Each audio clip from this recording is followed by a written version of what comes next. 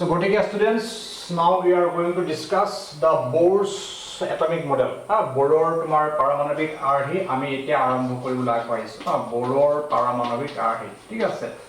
Bohr's atomic model, paramagnetic array আমি আলোচনা কৰিবলৈ আগবাঢ়িছো। ঠিক আছে নে বাৰু? Paramagnetic array. Bohr's atomic model. All right. আমি গম পাইছিলো যে তোমালোকৰ যেটো ৰাদাৰফৰ্ডৰ মডেল আছিল তাত তোমালোকৰ এটা কি আছিল আঁখোৱা আছিল আঁখোৱাটো কি আছিল যে যেতিয়া তোমালোকৰ নিউক্লিয়াছৰ চাৰিওফালে ইলেক্ট্ৰন বিলাক ঘূৰি থাকিব তেতিয়া ঘূৰি ঘূৰি সিহঁতে এটা সময়ত আহি নিউক্লিয়াছত কি হৈ যাব বিলীন হৈ যাব আৰু বিলীন হৈ যোৱাৰ মানে তোমালোকৰ কি হ'ব পৰমাণুটো আনষ্টেবল হ'ব কিন্তু আমি দেখিছো যে আমাৰ সকলোবিলাক পদাৰ্থ কিহেৰে গঠিত পৰমাণুৰে গঠিত আৰু প্ৰায়বিলাক পদাৰ্থ তোমালোকৰ কি হৈ আছে ষ্টেবল আছে সেই কাৰণে আমি সিহঁতক দেখা পাইছো যদি হেতি ষ্টেবল নহলেতেন আমি সিহঁতক দেখা নাপালোহেঁতেন ঠিক আছে হেৰিটো আঁখোৱা দূৰ কৰিলে আমাৰ বৰৰ পাৰমাণবিক আৰ্হিয়ে বৰ নামৰ বিজ্ঞানীজনে নেইলছ বৰ নামৰ বিজ্ঞানীজনে কি বুলি ক'লে যে যেতিয়া তোমালোকৰ নিউক্লিয়াছৰ চাৰিওফালে এই যদি আমি আকৌ নিউক্লিয়াছ বুলি ধৰি লৈছো suppose this is our nucleus at the centre of the atom ইয়াৰ চাৰিওফালে যেতিয়া তোমালোকৰ ইলেক্ট্ৰন বিলাক ঘূৰি থাকিব ইলেক্ট্ৰন বিলাক নিৰ্দিষ্ট কক্ষপথতহে তোমালোকৰ কি হৈ থাকিব ঘূৰি থাকিব ইলেক্ট্ৰন বিলাক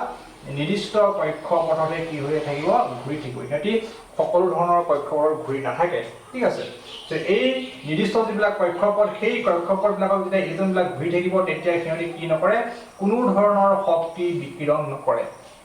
নিৰ্দিষ্ট কক্ষপথত ঘূৰি থকা সময়ত সিহঁতে কোনো ধৰণৰ শক্তি বিকিৰণ নকৰে সো শক্তি বিকিৰণ নকৰে মানে কি সিহঁতে ইয়াত আৰামত কি হৈ থাকিব পাৰিব ঘূৰি থাকিব পাৰিব যদি শক্তি বিকিৰণ কৰিলেহেঁতেন এটা শক্তি কমি কমি আহি অৱশেষত নিউক্লিয়াছত কি হৈ গ'লহেঁতেন বিলীন হৈ গ'লহেঁতেন ঠিক আছে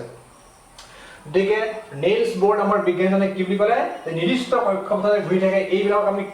কি বুলি কৈছো অল দিস আৰ নিৰ্দিষ্ট কক্ষপথ ডেফিনিট দিস এ আৰ তোমাৰ কি নিৰ্দিষ্ট কক্ষপথ ডেফিনিট তোমাৰ কি অৰবিট কক্ষপথ নিৰ্দিষ্ট কক্ষপথ আৰু এই নিৰ্দিষ্ট কক্ষপথ যেতিয়া তোমাৰ ইলেক্ট্ৰনবিলাক ঘূৰি থাকিব এইটো সাপোজ ইলেক্ট্ৰন এইটো আৰু এটা ইলেক্ট্ৰন এইটো ইলেক্ট্ৰন এইটো ইলেক্ট্ৰন এইটো ইলেক্ট্ৰন এইটো ইলেক্ট্ৰন এইটো ইলেক্ট্ৰন এইবিলাক তোমাৰ কি আছে ইয়াতে কক্ষপথ বিলাকত ঘূৰি আছে আৰু যেতিয়া হেতি ইয়াত ঘূৰি আছে হেতি কোনো ধৰণৰ শক্তি বিকিৰণ কৰা নাই আৰু নিউক্লিয়াছৰ চাৰিওফালে হেতি কি হৈ আছে ঘূৰিয়ে আছে কিন্তু হেতি শক্তি কমি হেতৰ শক্তি কমাৰ ফলত হেতি কি হৈ যায় নিউক্লিয়াছত বিলীন হৈ যোৱা নাই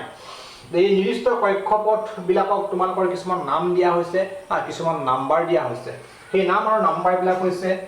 তোমালোকৰ এইটোৰ নামটো হৈছে কে সেল খুল বুলি কৈছে ইয়াক খুল কে সেল খুল এটো তোমালোকৰ এল সেল এটো তোমালোকৰ এম সেল দেন আৰু এটা যদি আছে তোমালোকৰ তাৰ সেল কি হ'ব এন সেল হ'ব এনে কৰি তোমালোকৰ কি হৈ থাকিব খুলৰ সংখ্যা বাঢ়ি গৈ থাকিব ঠিক আছে আৰু নামবিলাক কি বুলি কৈছে K cell L cell M cell N cell ঠিক আছে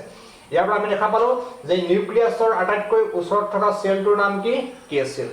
second cell to L cell third to M cell তাৰ পিছত এন সেল তাৰ পিছত ও সেল এনেধৰণৰ কি হৈ গৈ থাকিব বাঢ়ি গৈ থাকিব ঠিক আছে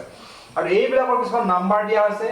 নেমটো হৈছে কে এল এম এন আৰু কিছুমান নাম্বাৰ দিয়া হৈছে নাম্বাৰ হৈছে তোমালোকৰ কি n is equal to 1 n is equal to 1 cell যেতিয়া তোমালোকৰ ইয়াৰ নামটো কে হয়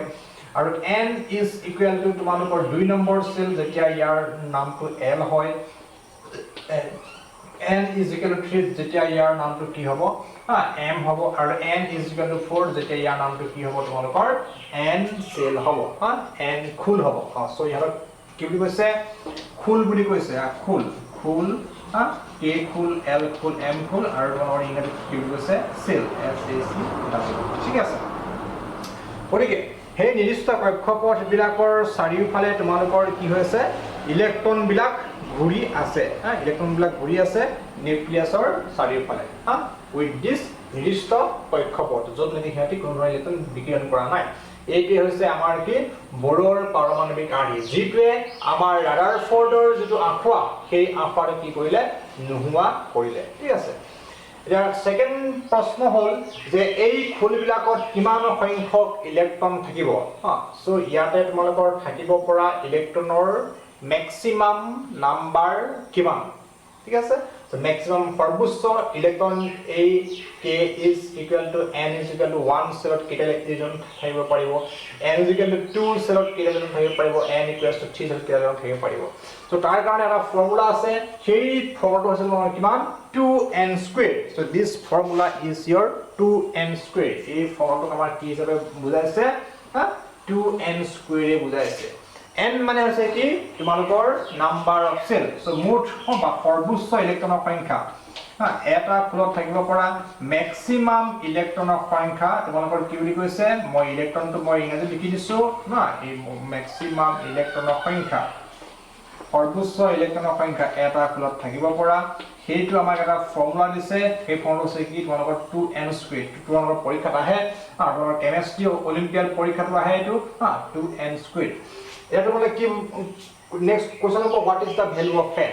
n is equal to 1 যদি এটো তোমালোকৰ k cell হয়, n is equal to 2 এটো যদি l cell হয়, n is equal to 3 if it is m cell, n is equal to 4 if it is n cell। গতিকে তুমি নিজেই ক্যালকুলেশন কৰিব পাৰা, নিজেই ক্যালকুলেশন কৰিব পাৰা। therefore k cellত থকা সৰ্বোচ্চ ইলেক্ট্ৰনৰ সংখ্যা তোমালোকে লিখি ৰাখিব পাৰা। k cellত থকা k cellত মই ইংৰাজীত লিখিছো k cellত থকা সৰ্বোচ্চ ইলেক্ট্ৰনৰ সংখ্যা, মোৰ হাতৰ আখৰ ভাল নহয়, মই নিজে অলপ বুজিবলৈ যত্ন কৰিবা। সৰ্বোচ্চ ইলেক্ট্ৰনৰ সংখ্যা, ইলেক্ট্ৰনটো মই তোমালোকৰ ই লিখিছো, ওপৰত মাইনাস চিন দিছো, কাৰণ কি ইলেক্ট্ৰনৰ আধান কি নিগেটিভ, সেইকাৰণে ই মাইনাস দিছো। তোমালোকে অকল ই বুলি লিখিব পাৰা, এটো তোমালোকৰ কোনো ভুল নহয়। যদি তোমালোকৰ কিতাপত ই বুলি লিখা আছে then also it is correct, আৰু ই মাইনাস বুলি যদি লিখা আছে এইটো তোমালোকৰ কি আছে, দুইটাই তোমালোকৰ কাৰেক্ট আছে। সো তোমালোকৰ যেটো ভাল লাগে তোমালোকে সেইটো লিখিব পাৰিবা, নো প্ৰবলেম, ঠিক আছে। সো সৰ্বোচ্চ ইলেক্ট্ৰনৰ সংখ্যা সংখ্যা কিমান হ'ব, সমান 2 into k মানে কি n is equal to 1, 2 into 1 square is equal to তোমালোকৰ কিমান হ'ব 2। সো এই নিউক্লিয়াছৰ একেবাৰে ওচৰত থকা যেটো সেল যাক আমি k সেল বুলি কৈছো, তাত ম্যাক্সিমাম নাম্বাৰ অফ ইলেক্ট্ৰন তোমালোকৰ কেইটা থাকিব, দুটা থাকিব। সিমিলাৰলি তোমালোকে যেতিয়া l সেলত ম্যাক্সিমাম নাম্বাৰ অফ ইলেক্ট্ৰন গণনা কৰিবা, what will be this, l সেলত ম্যাক্সিমাম নাম্বাৰ অফ ইলেক্ট্ৰন কিমান হ'ব। সো l সেলত তোমালোকৰ n ৰ ভ্যালু কিমান 2 হয়। গতিকে তোমালোকৰ l সেলত ম্যাক্সিমাম নাম্বাৰ অফ ইলেক্ট্ৰন তোমালোকৰ কি হ'ব 2 into n squared। n মানে কি n is equal to 2, l সেলত n is equal to 2 into 2 square মানে কিমান 2 পূৰণ 4 সমান কেইটা 8টা ইলেক্ট্ৰন থাকিব পাৰিব। ম্যাক্সিমাম সৰ্বোচ্চ ইলেক্ট্ৰন, ঠিক আছে, 8টা ইলেক্ট্ৰন ক'ত থাকিব পাৰিব, l সেলত থাকিব পাৰিব। ঠিক তেনেকৈ তোমালোকৰ m সেলত maximum number of electron is equal to 2 into তোমালোকৰ কিমান হ'ব 3 স্কয়াৰ সমান 2 into 9 is equal to 18th number of electron, ঠিক আছে। m সেলত ম্যাক্সিমাম 18 ইলেক্ট্ৰন থাকিব পাৰিব। ঠিক তেনেকৈ n সেলত তোমালোকৰ n ইজ ইকুৱেল টু কিমান 4, n সেলত k l m n সেলত n ইজ ইকুৱেল টু 4, ইয়াৰ তোমালোকৰ ম্যাক্সিমাম থাকিব পাৰিব ইলেক্ট্ৰন and সেলত কিমান থাকিব পাৰিব 2 into n মানে কিমান 4, 2 into 4 square is equal to কেইটা তোমালোকৰ 32টা ইলেক্ট্ৰন থাকিব পাৰিব। when the value n is equal to 4 for n cell, ঠিক আছে। সো এইদৰে আমি কি শিকিলো from the Bohr's atomic model, বৰৰ পাৰমাণৱিক আৰ্হিৰ পৰা আমি কি শিকিলো, আমি শিকিলো যে এই বৰৰ পাৰমাণৱিক আৰ্হি নেক্সট বৰৰ পাৰমাণৱিক আৰ্হি মতে ইলেক্ট্ৰন বিলাক নিৰ্দিষ্ট কক্ষপথত ঘূৰি থাকিব নিউক্লিয়াছৰ চাৰিওফালে, আৰু সিহঁতে কি বিকিৰণ নকৰে, শক্তি বিকিৰণ নকৰে, আৰু শক্তি বিকিৰণ নকৰাৰ কাৰণে এই নিউক্লিয়াছত কি হৈ নাযায়, বিলীন হৈ নাযায়, ঠিক আছে। 2 নম্বৰ পইণ্টটো কি হৈছিল যে তোমালোকৰ ইহঁতৰ সেল বিলাকৰ কিছুমান নাম আছে, সেই নাম বিলাক হৈছে তোমালোকৰ k cell, l cell, m cell, n cell, আৰু নাম বিলাক থকাৰ লগে লগে হেবে কিছুমান নাম্বাৰো আছে। প্ৰথম সেলটো n is equal to 1, 2 নম্বৰ cell n is equal to 2, 3 নম্বৰ cell n is equal to 3, 4 নম্বৰ cell n is equal to 4, ঠিক আছে। গতিকে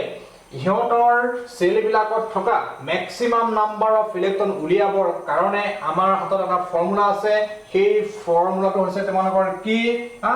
2n স্কয়াৰ ফৰ্মুলা য'ত নেকি n ৰ মান হৈছে তোমালোকৰ কিমান হ'ব পাৰে 1 হ'ব পাৰে a সেলৰ কাৰণে 2 হ'ব পাৰে l সেলৰ কাৰণে 3 হ'ব পাৰে m সেলৰ কাৰণে 4 হ'ব পাৰে n সেলৰ কাৰণে গতিকে এই ফৰ্মুলাটো ব্যৱহাৰ কৰি আমি দেখা পালো যে k সেলত থকা সৰ্বোচ্চ ইলেক্ট্ৰনৰ সংখ্যা the maximum number of electron in the cell K is equal to the maximum number of electron in cell L is equal to 8 and maximum number of electron in the cell M is equal to 18 and maximum number of electron in the cell N is equal to 32 so এই দৰে আমি এইটো formula ব্যৱহাৰ কৰি উলিয়াব পাৰিছো আৰু এটা পইণ্ট আছে সেই পইণ্টটো কি হৈছে যে ইলেক্ট্ৰন বিলাক প্ৰথমতে তোমালোকৰ কি হ'ব কম এনাৰ্জেটিক মানে নিউক্লিয়াছৰ ওচৰত থকা সেল বিলাকত ভৰ্তি হ'ব তাৰ পিছতহে তোমালোকৰ কি হ'ব বাকি সেল বিলাকলৈ গৈ থাকিব সেইটো মই কেনেকৈ বুজাব বিচাৰিছো চোৱা যদি তোমালোকৰ ধৰা এটা তোমালোকৰ কি আছে